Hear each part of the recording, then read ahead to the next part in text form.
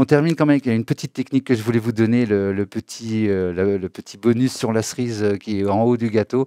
C'est le multiband qu'on fait nous-mêmes. D'accord?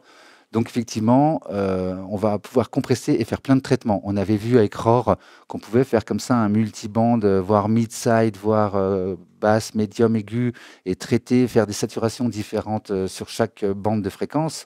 La solution que je vous propose vous permettra de découper votre son en encore plus de bandes. Alors je vais le faire sur le master, tiens, ça va être peut-être plus simple.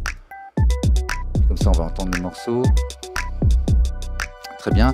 Donc, je vais commencer par utiliser un equalizer, un EQ Tree. Donc, effet audio, on est bien. EQ Tree. Donc, c'est exactement comme le multiband compresseur qu'on a vu juste avant. Maintenant, vous savez ça. On a deux fréquences. Bah, forcément, ce qui est en dessous de la première, c'est ce qui est concerné par les lows. Les M, les médiums, bah, c'est ce qui est entre cette fréquence et celle-ci. Et forcément, les high, c'est ce qui est au-dessus de cette fréquence. D'accord? Donc, c'est comme tout à l'heure avec le... Si je vous remontre... oui, le réenveloppeur. Hein. Là, c'est vraiment très clair.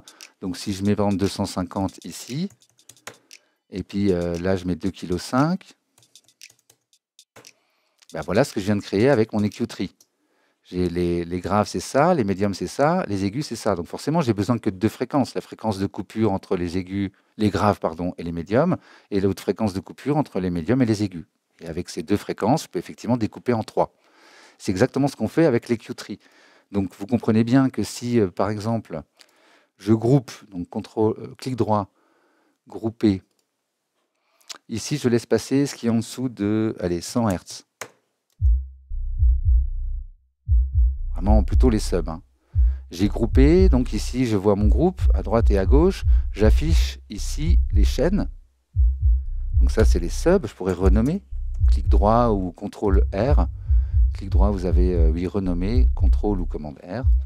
Donc les subs, je duplique. Je coupe mes subs et au-dessus, je vais prendre les graves. Donc là, je vais prendre ce qu'il y a entre 100 et 500 peut-être, ou 400. Donc vous voyez bien que je ne vais pas pouvoir garder le low, parce que le low, je peux prendre tout ce qui est en dessous de 400. Je ne pourrais pas enlever. Alors que là, j'ai déjà ce qui est en dessous de 100. Donc je vais les avoir en double. Donc on ne fait pas ça. Donc effectivement, je vais utiliser les médiums. Mais en fait, ça ne sera pas du tout des médiums, c'est juste que j'active le M et qu'effectivement, là, je commence à 100, je suis obligé, hein, puisque l'autre, ici, prend les subs. Là, ça va être les graves. Donc, je pourrais le renommer aussi, grave. Et donc, l'idée, c'est qu'effectivement, ça aille de 100 à...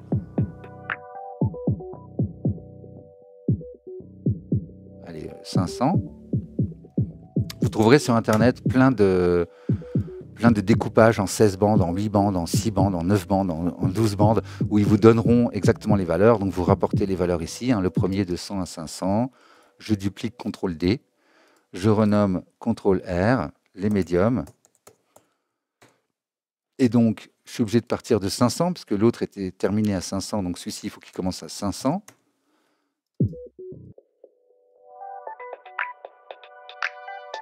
Allez, on va prendre jusqu'à 4 kg. Et le dernier, je vais en faire que 4, mais vous avez compris le principe, hein, il suffirait de rajouter des M de 500 à 700, puis après de 700 à, je dis n'importe quoi, à 1 kg, de 1 kg à 2 kg, enfin on pourrait en mettre 10, 15, 20, 30 si on veut, hein, découper notre son en autant de tranches qu'on veut. Et donc là je termine juste la quatrième tranche, ici j'étais de 500 à 4 kg, donc la dernière, il faut prendre tout ce qui est au-dessus de 4 kg, sinon on va enlever des choses. Donc le plus simple, hein, c'est le high, et puis voilà, c'est réglé. Là, ça prend tout ce qui est au-dessus de 4 kg.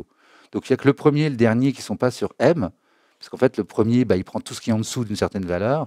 Le dernier, le plus aigu, prend tout ce qui est au-dessus d'une certaine valeur, alors que tous les autres vont prendre un écart de telle à telle valeur, de 500 Hz à 1 kg, de 1 kg à 3 kg, de 3 kg à 7 kg. Je pense que vous avez compris.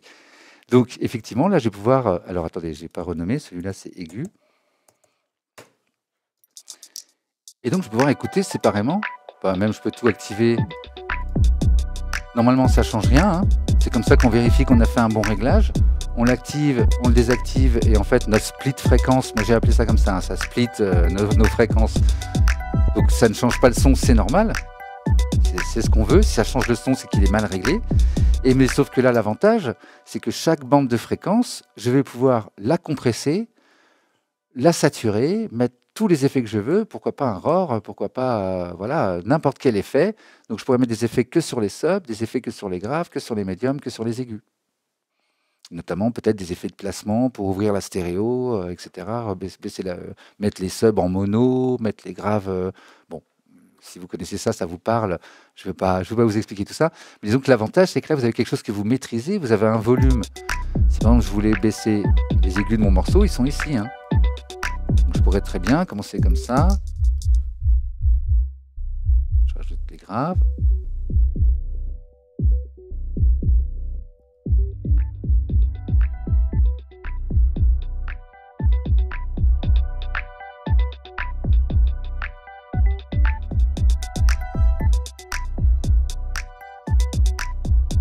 Hein, ça peut être un bon moyen d'équaliser par bande de fréquence aussi. Vous avez les volumes, vous avez des solos, vous pouvez voilà, désactiver des choses. Si ça vous intéresse, sur mon site, sur DopplerFX, vous allez trouver des splits fréquences déjà faits. Ça, c'est effectivement dans les téléchargements. J'ai aussi fait comment dire, une aide là-dessus, hein, si vous allez dans aide et support, donc support et tuto, vous allez dans l'onglet design ou mixage, je crois qu'il est dans les deux. Donc tiens, on va aller voir dans mixage. Voilà, je viens de le voir passer, split fréquence. Et dans téléchargement, c'est gratuit.